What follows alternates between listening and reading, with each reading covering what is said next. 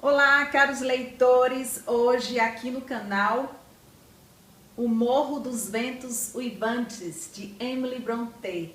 E como eu estou falando de um clássico da literatura universal, logicamente a conversa que teremos será de muita excelência. Então senta aí um pouquinho e vamos conversar.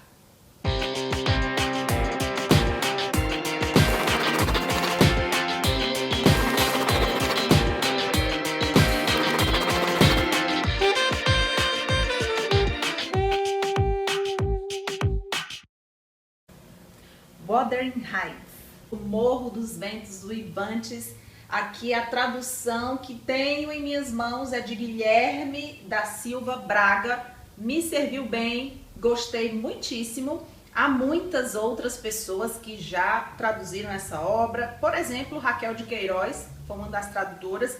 Publicado em 1847, a obra ultrapassa os tempos, os séculos. Século XIX, seu lançamento, sua primeira publicação, sua primeira aparição sob o pseudônimo de Alice Bell. A história ecoa até os nossos dias, aqui século XXI. Já foi adaptada para cinema, teatro, musical, novela e não para de circular pelas mãos dos leitores mundo afora. Uma das adaptações mais recentes para o cinema foi de 2009, com os atores Tom Hardy e sua esposa Charlotte Riley. Se você nunca leu O Morro dos Ventos Uivantes, pelo menos você já ouviu falar, porque a sua história é muitíssimo difundida. Eu tô aqui adiantando algumas coisas, mas eu tenho certeza que mesmo que eu te revelar aqui tudo, você vai querer muito ler essa obra, porque a história fisga e ela vai te envolvendo dentro daquele cenário de mistério, dentro daquela atmosfera. Você vai caminhando por aquela atmosfera ali pesada, escura. Gente, assim, eu leio me arrastando, sabe? Me arrastando, eu fico agonizando, eu fico sofrendo. Mas é boa demais a história, é um livro maravilhoso. Então, eu vou te falar aqui tudo. Então, se você não é muito assim afeito a spoiler, né, vamos aí ter você precisa ter algumas precauções então para assistir o vídeo, caso você não goste das revelações antecipadas, se você ainda não leu a obra. Fiz a minha primeira leitura ali pelos 17 anos e foi quando eu tive contato também com a música de Kate Bush. Ela fez por causa do livro. A canção carrega o mesmo título da obra, Wuthering Heights. Interessante é que um brasileiro, André Matos, da banda Angra, regravou essa canção. É o pessoal mais do estilo rock melódico. Não é assim o meu estilo musical, não é das minhas preferências essas canções mais de linha depressiva. Mas eu tô te falando aqui para te mostrar o alcance dessa obra, né? Chegando até as esferas do rock. E a música, ela condensa em si toda essa atmosfera sombria, essa solidão, esse ambiente fantasmagórico, a dor, a partida, dá meio que um frio na barriga, um aperto no coração, porque toda a história, O Morro dos Ventos Uivantes, é condensada naqueles versos da canção. Então, Emily Brontë nasceu em 1818, publicou o seu único romance, O Morro dos Ventos Uivantes, em 1847, em dezembro, e no ano seguinte ela morre aos 30 anos de tuberculose. Uma morte precoce, uma moça reclusa, nascida ali no vilarejo, na Inglaterra. Então, enquanto nós temos uma contextualização histórica de Revolução Industrial, de mecanização do campo, na perspectiva de Emily Brontë, o campo ainda é o seu cenário mais contemplado, preferido para toda a ambientação da obra. Nós vemos ali a casa, né, a mansão do Morro dos Ventos Uivantes. Nós temos essa visão bem campestre, bem tranquila. A natureza é muito descrita em todo o livro, mas há muitas tempestades, escuridão, frio, neve. Tudo isso vai só carregando essa atmosfera sombria da narrativa. E nós somos assim capturados desde o primeiro momento. quando Nellie Dean, ela é a governanta da família, e ela começa a contar a história para o senhor Lockwood. Ele foi visitar a casa de Heathcliff e ele, assim, foi impactado pela recepção. Imagina você sendo mal recebido num ambiente, numa casa, pois multiplica isso. Foi a recepção que o senhor Lockwood teve ali quando ele foi visitar Heathcliff na sua casa no Morro dos Ventos Uivantes. E aquilo, de certa forma, impactou tanto aquela moça também que ele viu lá na família, tão bela, tão bonita, tão contrastante com aquela família tão bruta, tão grotesca. Ela também, todo mundo ali muito embrutecido. E aquilo foi tão marcante que ele pediu para a senhora Nellie contar para ele que pessoal é aquele ali, que família é aquela, qual a origem, qual a história por trás, para tentar justificar aquele comportamento tão rude. E aí a governanta começa a contar a história. Então ela vai narrando ali e de um certo ponto para frente, quem toma a dianteira é o senhor Lockwood. Ele vai finalizando a história para nós. Então ela começa a contar toda a origem de Heathcliff e a sua história com Catherine. Ele era um menino abandonado nas ruas de Liverpool. Então o senhor Earnshaw toma aquela criança, o Heathcliff, e leva para sua casa. E Hindley, que era o seu primogênito, de cara já antipatiza com ele, já não gosta do Heathcliff. Mas a Catherine, ao contrário, ela tem uma conexão absurda com o Heathcliff. Desde criança eles já brincam, já rolam ali no campo, já correm, já conversam.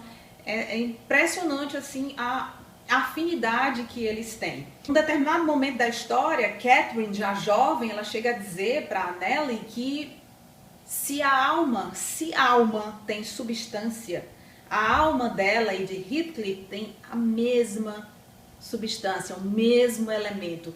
Se tudo acabar, se o mundo inteiro acabar e Heathcliff permanecer, tá bom para ela.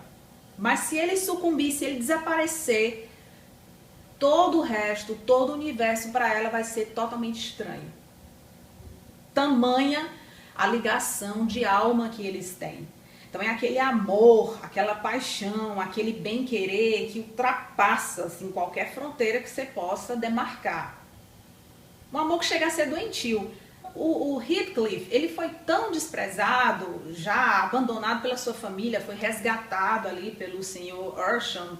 Ele leva o Heathcliff para casa, para ser criado mesmo como filho. Ele se afeiçoa ao menino.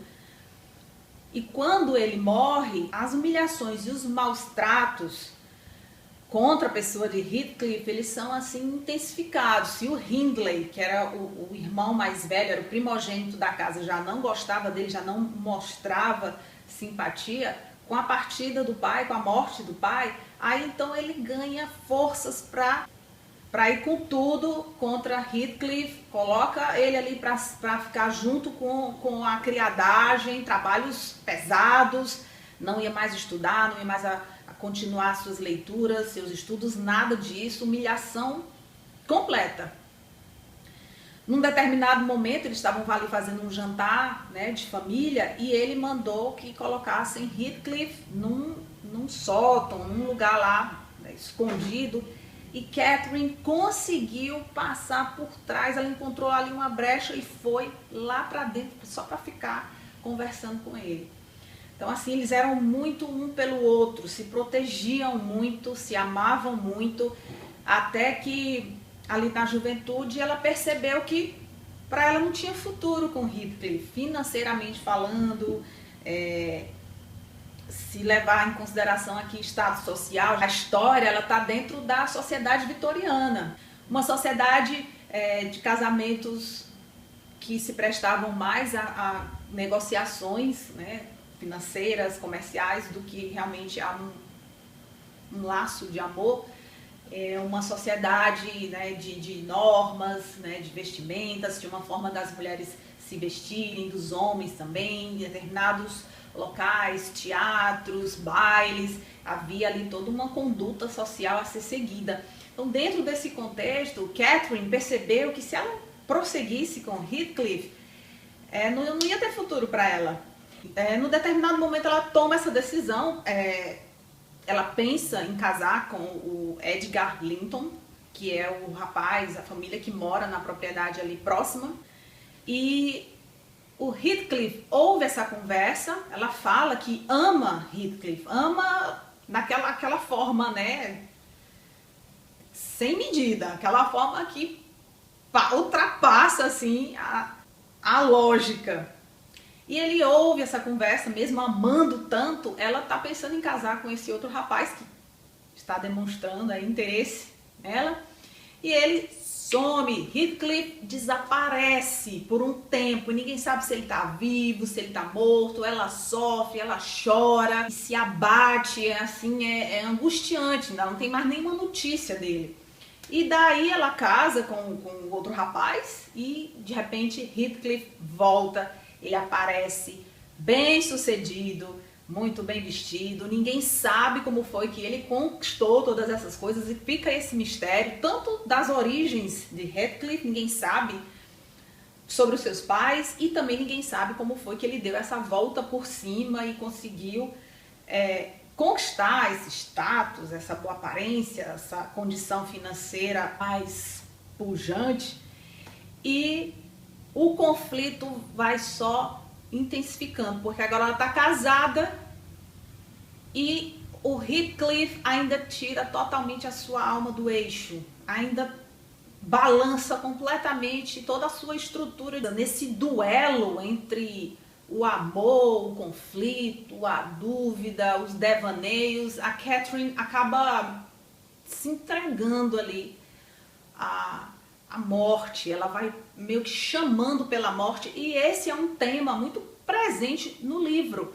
Ela fala da morte, a Catherine começa a filosofar sobre a sua morte, e é algo assim poético, é algo que a faz feliz, que traz alívio para ela. Ela vai ficar superior em tudo, a sua existência, ela vai ganhar um outro patamar, uma outra conotação quando ela realmente partir. Então ela vai trazendo um teor bem filosófico, bem profundo, bem floreado sobre essa transição, essa passagem para um outro mundo.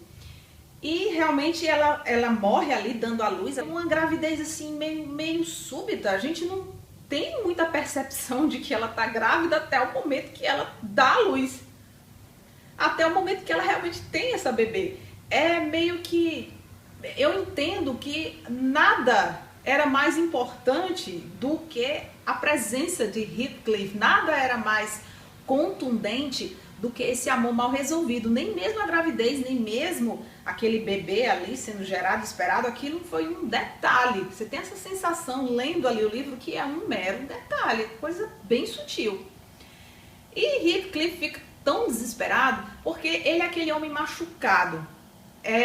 A sua personalidade, ela vai ganhando traços cada vez mais cruéis. A mente dele se presta somente a planejar a vingança de todos aqueles que fizeram mal a ele, que separaram ele de Catherine. Então ele vai aperfeiçoando a maldade em si mesmo. Assim, é bem monstruoso. Ele tem um sangue frio, ele tem uma personalidade forte.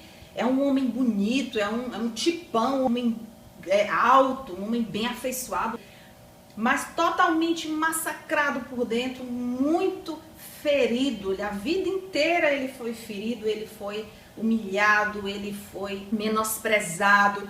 E Catherine era a porção da sua vida de alegria, de vida, de esperança, de amor. Era ali onde tinha a festa, a sua alma. Ele diz: como é que eu vou viver sem a minha alma? Para ele, Catherine e ele é uma coisa só. Então, quando ela morre, esse sentimento dele de vingança, esse desejo de vingança, ele vai se intensificando.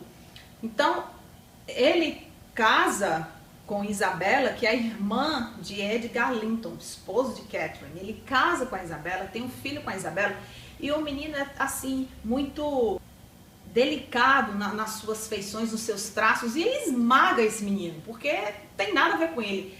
Mas isso ainda quando Catherine estava viva, né? Esse casamento acontece. E depois a Isabela leva o filho, ele nunca nem vê o menino até a idade de 13 anos. Catherine morre, ele fica ali furioso.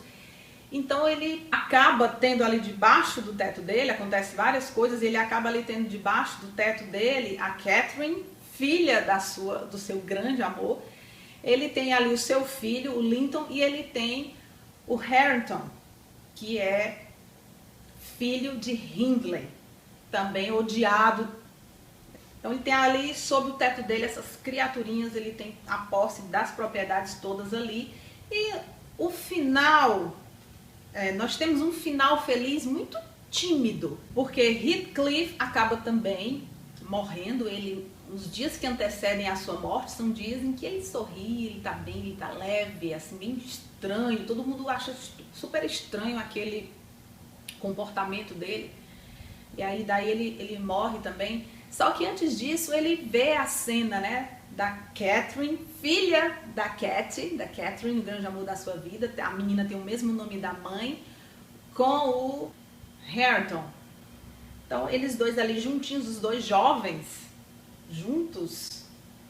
Aí ele olha e meio que... Eu tenho essa sensação, né, enquanto leitora, que ele entregou os pontos. Ele ali olha para aquela cena, como que eu faço tudo para me vingar, massacrar todo mundo aqui, e usar de violência, e usar de opressão de mente. E esses dois estão aí juntos. Ele não chega a expressar verbalmente nada a respeito do casal, mas a minha impressão de leitora é que ele foi assim tomado de uma apatia, de um momento de muita reflexão, a partir da cena, né, dos dois ali juntinhos. Ele dá uma parada ali e vai se preparando para a morte. Então você imagina aí, ele pede para o coveiro abrir, né, onde ela estava enterrada, Catherine, e ele olha. E ele fala para Nelly, a governanta, era ela, mesmo rostinho, a mesma coisa.